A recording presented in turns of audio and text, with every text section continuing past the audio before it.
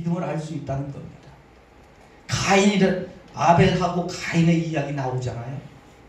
가인과 아벨의 제물을 예배의 모습을 통해서 믿음을 우리에게 가르쳐 줍니다.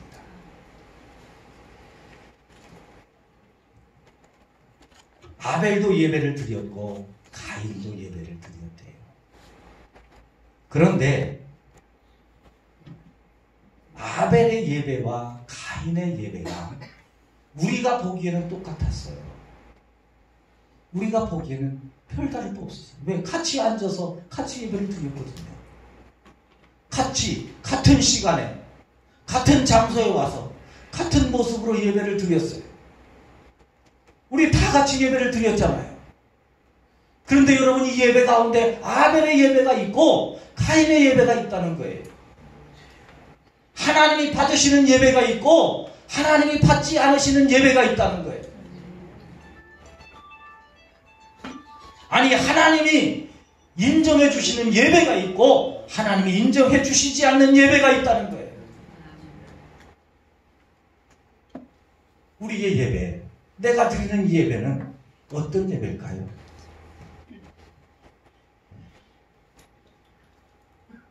왜 하나님은 아벨의 예배를 받으셨고 가인의 예배는 안 받으셨을까요? 어떤 분들은 그렇게 해석을 하더라고요. 가인은 자기가 지은 농산물로 예배를 드렸고 아벨은 양의 첫 새끼로 예배를 드렸다. 하나님이 주신 계명에 보면, 레위기에 보면 꼭 하나님 앞에 제사를 드릴 때는 양을 잡아서 그 피로 예배를 드려야 된다는 거예요. 그래야 하나님 받으신다고 말씀하죠. 그래서 가인은 농사 지은 것으로 드렸기 때문에 피가 없어서 안 받으셨다. 맞는 말씀이죠. 그러나 여러분, 가인과 아벨이 예배 드릴 때는 그런 율법 없었어요. 하나님이 말씀하시고 그런 율법을 주시기 전이에요. 그러니까 맞는 말씀이기도 하지만 가인의 입장에서는 억울한 거예요. 왜? 듣도 보도 못한 걸 기준을 가지고 네 예배 안 받는다 그러시면 곤란하잖아요. 그러면 왜 가인의 제사를 안 받으셨을까요? 왜 아벨의 예배를 더 좋은 예배라고 인정해 주셨을까요? 그리고 아벨의 예배만 받으셨을까요? 히브리서 기자의 분석입니다. 그것은 다른 거 아니다. 믿음이다. 할렐루야. 믿음이었다는 겁니다. 창세기 4장 5절에 보면 가인이 자기의 예배를 안 받으시는 하나님 앞에 승질을 합니다. 승질을 해요. 하나님, 왜 도대체 내 예배를 안 받으시는 거예요? 내 제사는 왜 안 받으시는 거예요? 가인이 예배를 대충 드렸으면 승질 못 냈을 거예요. 화 못 냈을 거예요. 우리 예배 드리는 내가 내 모습을 잘 알잖아요. 준비도 없이, 예배에 사모함도 없이, 예배에 정성도 없이, 예배 때 늦게 와서 예배 시간에 다른 생각만 하고 딴짓만 하다가 끝나고 갔는데 하나님이 내 예배 안 받으셨다 그러면 할 말이 있어요? 그래, 나 같아도 그런 예배 안 받을 거야. 그렇게 생각되지 않겠어요? 그런데요, 가인은 하나님이 자기 예배 안 받으시는 걸 보고 얼굴 안색이 변했습니다. 그리고 화를 냈어요. 승질냈어요. 왜요? 가인도 나름대로 예배를 드렸다는 거예요. 그런데 안 받으시는 거예요. 도대체 왜? 안 받으시는 거예요, 도대체? 그런데 히브리서 기자가 설명해 줍니다. 믿음이다. 믿음이다.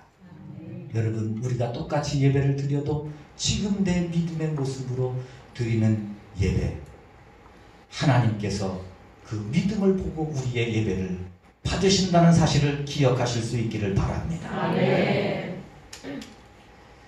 요한복음 4장 23절에서 하나님은요, 바르게 예배하는 사람을 찾으신다고 말씀하고 있습니다. 예배를 얼마나 사람들이 대충 드리면 하나님이 바르게 예배하는 자들을 찾으시겠어요? 하나님이 바르게 드리는 예배를 드리는 그 사람을 찾으신다는 거예요. 믿음으로 예배를 드리는 사람. 바라기는 우리 아산 큰빛교회에서 예배를 드리는 모든 성도님들의 예배가 아벨의 예배처럼 믿음으로 드려지는 예배가 될 수 있기를 주님의 이름으로 축원합니다. 네. 그러면 믿음으로 드리는 예배는 어떨까요? 어떤 것일까요? 제가 곰곰이 생각해봤어요. 도대체 믿음으로 드리는 예배는 뭘까? 믿음으로 드린다는 것은 다른 거예요. 주도권을 하나님 앞에 드리는 거예요. 할렐루야.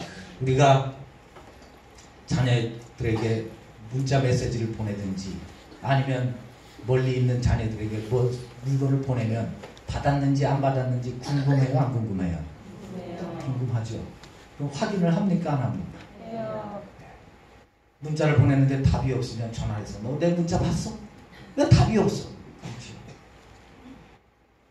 근데 여러분, 하나님 앞에 예배를 드리시고 난 다음에 혹시 하나님이 내 예배를 받으셨나?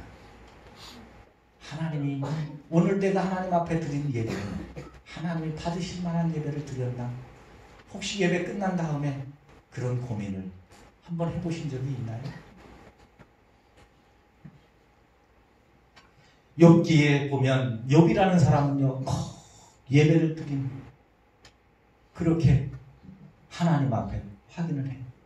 자기 집에 모여서 생일날 자식들이 잔치를 하고 다 흩어지기 전에 다시금 자식들을 다 불러서 한 사람 한 사람 불러서 그 아이를 붙들고 하나님 앞에 제사를 드립니다. 예배를 드립니다. 하나님, 혹시 오늘 가족들이 모여서 잔치한다고 혹시 마음이 흩어져서 믿음이 흐려져서 하나님 앞에 죄진 게 있으면 하나님 용서해 주세요. 큰아들입니다.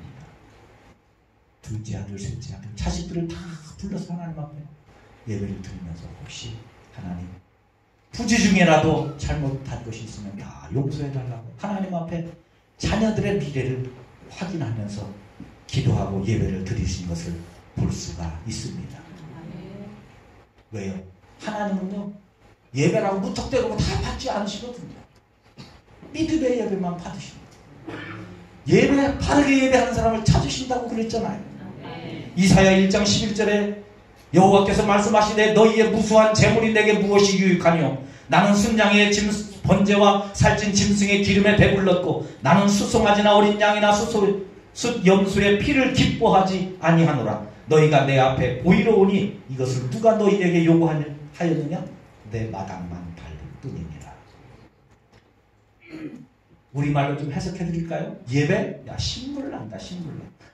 한두 명이 예배 드리냐? 한두 교회에서 예배를 드리냐? 신물난다. 대충 예배를 드린다고, 나름대로 그냥 예배를 드린다고 다 예배가 아니라는 거예요. 무수한 재물? 나 하나도 안 기뻐한다. 하나도 안 기뻐한다. 왜요? 믿음이 없는 예배는 하나님이 안 기뻐하신다는 거예요. 신물난다는 거예요. 사도행전 5장에 보면 아나니아와 삽비라가 자기의 재산을 팔아서 하나님 앞에 헌금합니다. 여러분, 하나님 앞에 혹시 집을 팔아서 헌금 드려보신 적 있으신가요? 얼마나 귀한 믿음이에요. 하나님이 안 받으십니다. 안 받으셔요. 왜요? 그 안에 믿음이 없었다는 겁니다. 그 믿음은 내가 가진 믿음이 아니라, 내가 보는 믿음이 아니라 하나님이 보시는 믿음, 주도권이 하나님께 있는 믿음입니다. 그 주도권이 하나님 앞에 있다는 것은 뭐예요? 하나님의 기준에 합당하다는 거예요. 그래서 성경에 보면 하나님을 섬기는 이야기를 할 때는 꼭 경외라는 말을 많이 씁니다. 경외. 하나님을 경외하라. 하나님을 경외. 경외한다는 말이 무슨 뜻인지 아세요? 두려워한다. 조심스럽다. 조심스러워. 여러분 하나님 너무 쉽게 생각하지 마세요. 조심스러워 하시기를 바랍니다. 예배를 드릴 때 좀 조심스러워 하세요. 예배 쉽게 생각해서 설거지 하다가 일하다가 벌써 시간 됐네. 아우 예배 시간은 왜 이렇게 빨리 와? 그래서 후닥닥 와니까 예배는 벌써 시작되고 늦게 와서 앉아있다가 축도 끝나자마자 그냥 가는 예배. 거기에 내 믿음이 얼마나 실려 있습니까? 얼마나 그 예배 가운데 내 믿음이 담겨져 있습니까? 여러분 길 목사님 사랑하시죠? 네. 존경하시죠? 네. 저분이요 일을 진행할 때 툭툭툭 하면 설렁설렁 하는 것 같아도 얼마나 세밀하셔. 그렇죠? 네. 보통이에요. 아주 세밀하셔. 전문 용어로 하면 얼마나 꼬장꼬장 하시죠? 세밀하셔. 우리 같은 부흥단 모임하고 목사님이 딱 하나 일하면 탁탁탁 일을 짚으시면 저는 생각지도 못했던 부분을 이렇게 자세히 말씀하죠. 그러니까 목사님 앞에 설 때는 여러분 쉬워요, 조심스러워요? 조심스러워요.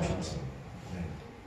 나도 생각지 못했던 부분을 지적하시고 말씀하시고 오늘 이렇게. 그런데 그분 말씀이 맞아요, 틀려요? 맞아요. 맞아요. 그러니까 조심스러워요. 틀린 얘기를 하면 하나도 조심스럽고 없어요. 목사님 그거 아니에요. 그럴 텐데 다 맞는 말씀이에요. 나도 생각지도 못했던 어떻게 그런 말씀을 하시고 그걸 보시는지 그렇게 부족한 부분을 딱 집어내시는지 몰라요. 그런데 여러분 하나님은 어떤 분이에요? 성경에 보니까요 하나님 우리의 머리털까지 세심받으신 하나님. 할렐루야. 얼마나 세심하시죠. 여러분 제가 아침에 머리를 감으면 머리카락이 많이 빠져요. 지금은 그래도 머리가 많이 났어요. 여기가 반질반질했어요. 소갈머리 없는 사람이었는데 소갈머리가 조금 생겼어요. 그런데요 하루에 머리카락이 몇 개 나고 몇 개 빠지는지 어떻게 알고. 저는요 제 평생 제 머리카락이 단 한 번도 몇 개였는지 안 적이 단 한 번도 없어요. 하나님은요 제 머리털까지 다 알고 계신다는 거예요. 할렐루야. 네. 그런 하나님이 우리 예배를 허투루 받으시겠어요? 여러분이 예배를 언제부터 생각하고 언제부터 준비하고 여러분들이 집에서 예배를 위해서 나간 시간 그 초까지 다 세밀하게 기억하시지 않겠어요? 아니 그 정도 세밀하신 하나님이 예배를 얼마나 소중히 여기시는데 얼마나 귀하게 여기시는데 하나님이 우리의 예배를 그렇게 대충 받으시겠냐고요. 그런데 우리는 얼마나 예배를 대충 드리려. 2019년도에 예배가 변화될 수 있기를 바랍니다. 할렐루야. 따라해보세요. 예배는 믿음을 증명하는 자리다. 예배는 믿음을 증명하는 자리다. 내 믿음 보려면 나 어떻게 예배를 드리고 있는지 생각해보면 다 알아요. 내 믿음은 거기서 평가되는 거예요. 목사님 저는요 워낙 바빠서 어쩔 수 없어요. 누구는 안 바빠요. 힘들어서 어쩔 수가 없어요. 누구는 안 힘들어요. 여러분 아무리 바쁘고 아무리 힘들고 아무리 어렵고 아무리 괴롭고 아무리 고통스러워도 예배만큼은 예배답게 드리세요. 그것이 우리의 믿음입니다. 할렐루야. 그 다음 두 번째 5절입니다. 5절 찬송을 해야 되는데 1시간만 하라고 그래서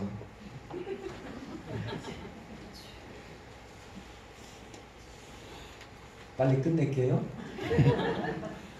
5절을 한번 읽겠습니다. 시작. 믿음으로 에녹은 죽음을 보지 않고 옮겨졌으니 하나님이 그를 옮기심으로 다시 보이지 아니하니라. 그는 옮겨지기 전에 하나님을 기쁘시게 하는 자다. 아멘. 할렐루야. 할렐루야. 첫째는 믿음이 뭐라고요? 뭐라고요? 천년이지 10분도 안 됐는데 잊어버리시는 믿음은 뭐라고요? 예배. 할렐루야. 아멘. 두 번째로 예배는 따라해보세요. 예배는 동행이다. 동행이다. 할렐루야. 아멘. 믿음이 뭐냐? 하나님과 같이 가는 거예요. 같이 가는 거, 동행하는 거. 에녹이 무엇을 가지고 하나님을 기쁘시게 했느냐? 에녹은요, 하나님과 동행했다는 거예요. 할렐루야. 그게 믿음이에요. 믿음은 다른 거 아니에요. 하나님과 같이 가는 거예요. 하나님 편이 되고요, 하나님과 같이 가는 거예요. 그것이 믿음이라는 겁니다. 영국의 한 신문사에서 광고를 냈다고 합니다. 영국 땅끝에서 런던까지 가장 빠르게 오는 방법, 그 방법을 제시하는 자에게 1,000파운드를 선물로 상금을 내놓았어요. 어떤 사람은 비행기를 타고, 어떤 사람은 고속버스를 타고, 어떤 사람은 기차를 타고, 어떤 사람은 자가용을 타고 수많은 아이디어를 제공했는데 1,000만 파운드 상금의 주인공이 답을 냈습니다. 뭔지 아세요? 좋은 친구와 함께 가는 것입니다. 그렇죠. 좋은 친구와 동행하는 것. 아무리 긴 여행길이라 할지라도, 집 떠나면 고생인 여행길이라 할지라도 행복하고 빠르게 갈 수 있는 것은 좋은 사람, 마음에 맞는 사람하고 같이 가는 거예요. 짧은 길이라도요, 원수하고 말 안 맞는 사람하고 같이 가보세요. 그거 보통 힘든 거 아니에요. 그런데 아무리 먼 길이라 할지라도, 먼 힘든 길이라 할지라도 좋은 사람, 마음에 맞는 사람과 함께 가면 그 일은 짧고 아쉽고 또 순간에 지나지 않는 것을 우리 경험하잖아요. 2019년 1년 동안 살아갈 때 한 해 동안 수많은 일들을 겪겠죠. 수많은 경험들이 있겠죠. 사건, 사고들이 있을 수 있죠. 그 길 살아가는 성도를 가장 좋은 친구인 우리 하나님과 동행할 수 있기를 바랍니다. 아멘. 창세기 5장 21절 22절에 보면 에녹이 하나님과 동행하는데 처음부터 동행하지 않았어요. 65세까지는 에녹도 그냥 평범하게 살았습니다. 우리랑 똑같이 하나님 믿고요, 주일이면 하나님 앞에 와서 예배를 드렸겠죠. 그리고 하나님을 생각하면서, 하나님을 사모하면서 그렇게 살아왔습니다. 그런데 65세가 되는 해 갑자기 에녹이 신앙이 180도 바뀌어요. 그의 삶이 달라집니다. 그때부터 바짝 긴장하고 변화된 모습으로 완전히 새로워지는데, 그가 그때부터 하나님과 동행했다고 성경은 기록하고 있어요. 65년 동안 살았으면 65년 동안 살면서 얼마나 그냥 살아온 세월이 익숙했겠어요. 사람은 그냥 익숙한 대로 살잖아요. 편한 대로 그냥 살잖아요. 65세 되었으면 그냥 뭐 이제까지 살았는데 그냥 이대로 살다 가는 거지, 뭘 그때도 변해서 뭘 하겠다고. 근데 에녹은 그때 변해요. 도대체 65세가 되던 해에 무슨 일이 있었을까요? 성경은 그가 자식을 낳은 것으로 해석합니다. 풀이해가요. 에녹이 변하게 된 가장 결정적인 이유가 있는데, 65세가 되던 해에 자식을 낳았는데 무드셀라라고 하는 자식을 낳았다는 거예요. 65세의 아들을 낳았으니 얼마나 귀하겠어요. 그렇잖아요. 그래서 에녹이 동행했나? 그런데 창세기 5장 쭉 읽어보면 65세에 낳는 건 너무 흔한 일이에요. 가인과 아벨의 동생이었던 셋은요,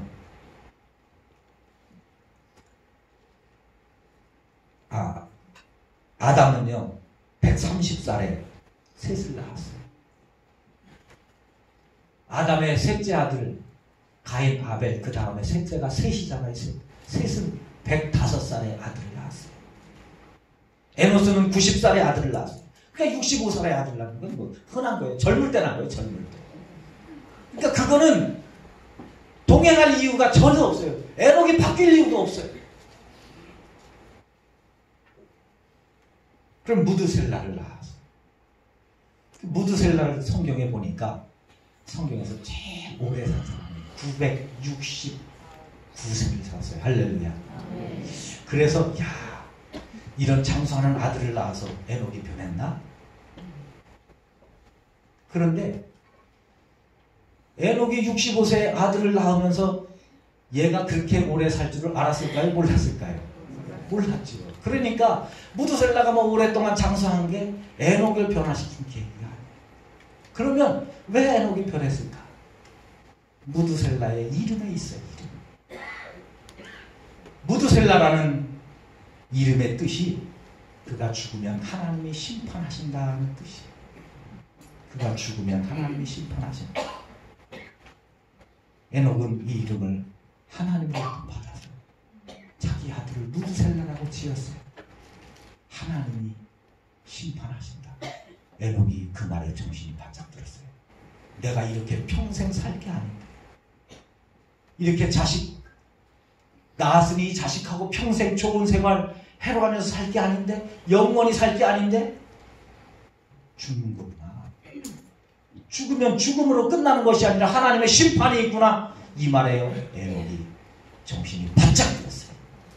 그렇다면 하나님의 심판이 있다면 이렇게 살면 안 되지. 하나님이 심판하시는데 이렇게 믿으면 안 되겠구나. 그래서 그가 그의 신앙을 바꾸어서 여러분 그때부터 하나님과 동행한 줄로 믿습니다. 여러분 2019년이 왔어요. 이 시간이 영원히 지속될 것 같으세요? 아니죠. 우리에게도 언젠가 죽음의 때가 있고 언젠가 우리에도 하나님의 심판의 때가 있게 될 줄로 믿습니다. 메멘토 모리라는 말이 있죠. 죽음을 기억하라는 말이에요. 그러면 생각이 달라진다는 거예요. 자세가 달라진다는 거예요. 유대인들이 아주 소중하게 여기는 탈무드에 보면 그런 말이 있어요. 하루하루를 내 인생의 첫날처럼 살아라. 그러면 내일이 새로울 거다. 하루하루를 내 인생의 마지막 날이라고 생각하고 살아라. 그러면 그날은 당신에게 아주 중요한 의미 있는 날이 될 것이다. 죽음을 생각하면 이게 보통 날이 아니라는 거예요. 내일 죽는다 그러면 오늘이 보통 날이겠어요? 너무나 중요한 날이죠. 그러니까 죽음을 생각하는 사람은 삶이 달라져요. 그래서 성경은 잔치집에 마음 두지 말고 초상집에 마음을 두라고 말씀하고 있습니다. 할렐루야. 창세기 4장 26절에 보면 셋도 아들을 낳고 그 이름을 에노스라 하였으며 그때의 사람들이 비로소 여호와의 이름을 불렀더라. 셋이 아들을 낳고 그 이름을 에노스라고 줬어요. 그런데 그 에노스라는 이름을 듣고 사람들이 그때부터 하나님을 찾더라는 거예요. 왜요? 에노스라는 뜻이 무슨 뜻일까요? 죽음을 담고 있어요. 심판을 담고 있어요. 그러니까 심판 소리를 듣고 죽음 소리를 듣고 사람들이 하나님을 찾지 않으면 안 되는구나. 그걸 깨닫게 된 거예요. 모세는 시편 90편 12절에서 우리에게 우리날 계수함을 가르치사 지혜의 마음을 얻게 해달라고 기도하고 있습니다. 내 인생의 한계, 내 인생에 정한 때가 있다는 것을 깨닫는 지혜, 이 날이 영원히 지속되지 않으리라는 것을 깨닫는 지혜, 그러면 삶이 달라진다는 거예요. 하나님을 찾지 않을 수 없고요. 하나님을 믿지 않을 수 없고요. 하나님 사모하지 않을 수 없는 줄로 믿습니다. 왜 사람들이 예수님을 안 믿을까요? 왜 전도를 해도 돌아오지 않을까요? 한 가지, 그 사람들은 죽음을, 죄를, 심판을 인정하지. 다 죽어도 나는 아닐 거라고 생각해. 나는 그래도 아직 살 날이 많다고 생각해. 그러니까 죽음을 알면 삶이 달라. 아무리 믿음이 없는 사람들이 죽음 앞에는 경건하게 돼 있어요. 여러분, 아무리 개처남같이 살고 하나님 없이 산 사람도 죽을 때에, 죽는 그 순간에 그들이 갖는 생각이 뭐예요? 내가 그때 그 증권에 투자를 했으면 대박 났을 텐데, 그때 그 증권에 투자 못한 것이 후회된다, 이렇게 후회하는 사람은 없어요. 그때 돈 못 버는 거 후회하면서 죽는 사람은 없어. 그때 승진 못한 것 때문에 안타까워하면서 죽는 사람은 없어요. 죽을 때는 다 자신의 삶에 대한 회하는 후회를 하면서 죽는 거예요. 죽음 앞에는 경건해질 수밖에 없어요. 아무리 하나님을 몰라도. 왜요? 죽음이라는 것은 그런 거예요. 에녹이 죽음을 생각하는 순간 하나님을 찾지 않을 수 없었습니다.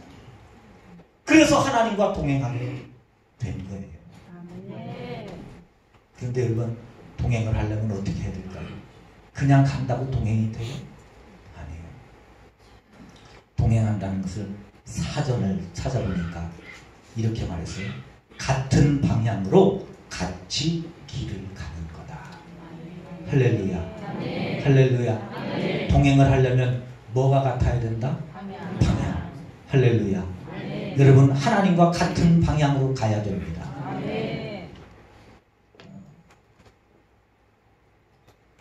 삭개오를 잘 아시죠? 삭개오는 세리장으로서 사람들에게 못된 짓도 많이 했고요. 그래서 사람들에게 참 손가락질도 많이 받는 삶을 살았습니다. 그가 유일한 희망은 돈이었어요. 그의 유일한 위로는 돈이었습니다. 그의 유일한 친구는 돈이었어요.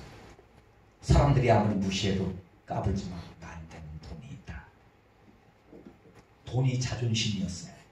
돈이 미래였어요. 돈이 희망이었어요. 돈이 그에게는 가장 큰 권력이었어요.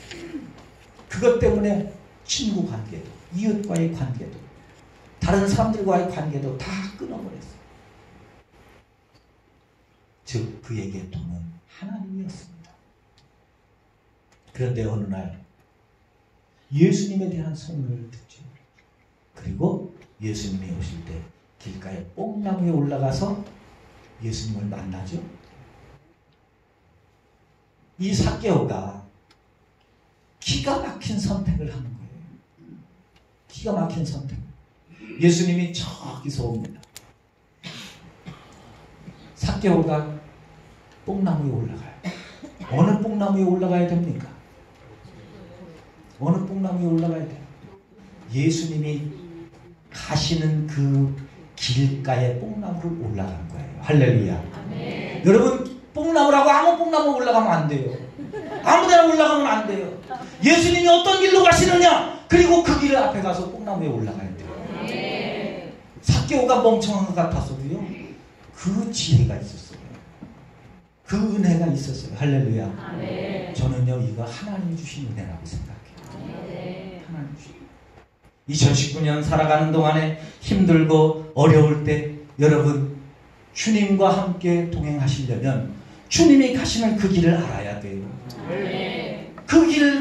그래서 그 길을 가야지. 열심히 달렸는데, 열심히 갔는데 거기에 주님이 안 계시면 어떡하겠어요? 옛날 유럽에서 그런 일이 있었다고 해요. 어떤 사람이 길가에 마차를 세웠습니다. 세우고, 잠깐만요, 잠깐만. 왜 그러세요? 저 급해서 그러는데, 혹시 서울까지 가려면 얼마나 걸립니까? 그러니까 아산에서 서울까지 1시간이면 가죠? 1시간이면 가나요? 못 가요? 1시간이면 걸린대요. 1시간. 그래요? 죄송한데 제가 너무 급해서 그러는데 그럼 저 좀 태워주시겠어요? 예, 알겠습니다. 그래서 타세요. 마차를 얻어 탔어요. 싹 열심히 달렸어요. 뭐 시계가 없을 때니까, 귀할 때니까 한참 한 시간 정도 달린 것 같아서 저 서울까지 얼마나 걸리죠? 2시간 걸리는데요. 그러더라고요. 예? 아니 1시간 정도 달려오지 않았나요? 맞습니다. 근데 왜 2시간이? 지금은 부산으로 가는 거거든요. 부산 가는 마차를 세워서 서울까지 몇 시간 얼마나 걸리냐고 물어보고 어디 가는지는 물어보지도 않고 그냥 어디 탄 거예요. 그랬더니 부산 가는 거예요. 저 대전까지 간 거예요.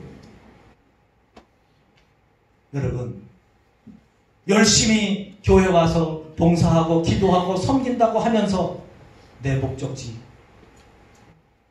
확인도 없이, 주님 가시는 방향 확인도 없이 날름 그 자리에 앉아 있으면 천국이 더 멀어질 수 있어요. 인생의 삶이 헛된 시간이 될 수 있어요. 목파상의 진주목걸이라고 하는 유명한 수상이죠. 한 여인이 백작이 그 왕자가 베푸는 잔치에 초대를 받았어요. 평소에는 그냥 살았는데 연회에 참석하라니 이 유럽 사람들은 이 파티복이 있잖아요. 그 파티복이 없는 거예요. 어렵게 어려운 삶에 그래도 최면 치러야 되기 때문에 파티복을 구입을 했습니다. 파티복을 입고 가려고 하다 보니까 파티복은 입었는데 액세서리가 없는 거예요. 너무 허전한 거예요. 그래서 생각하다가 친구에게 찾아가서 내가 사실 이런 파티에 초청을 받았는데 가려고 하니까 액세서리가 없는데 너 액세서리 아니지? 하나만 좀 빌려줄래? 그러니까 그 친구가 그래? 그러면서 보석함을 열어서 네 맘에 맞는 걸로 하나 골라. 보니까 눈에 탁 튀는 진주 목걸이가 있는 거예요. 이거 좀 빌려달라고. 빌렸죠. 진주 목걸이를 거기 걸고 파티에 참석했습니다. 파티를 사람들이 그 여인이 한 진주 목걸이를 보면서 칭찬하고 너무 예쁘다고 다 그러면서 칭찬을 받고 뿌듯하게 파티를 마치고 집에 왔습니다. 아침에 자고 일어났는데 자고 일어나니까 진주 목걸이가 없어졌어요. 어젯밤에 파티에 이제 술을 먹고 뭐 어떻게 하는 바람에 오면서 잊어버린 것 같아요. 어떤 길을 되돌아서 가면서 몇 번을 찾는데 진주 목걸이가 없는 거예요. 얼마나 낭패예요. 친구지간이지만 자존심이 있지. 잊어버렸다 소리 못하고 금은방에 갔습니다.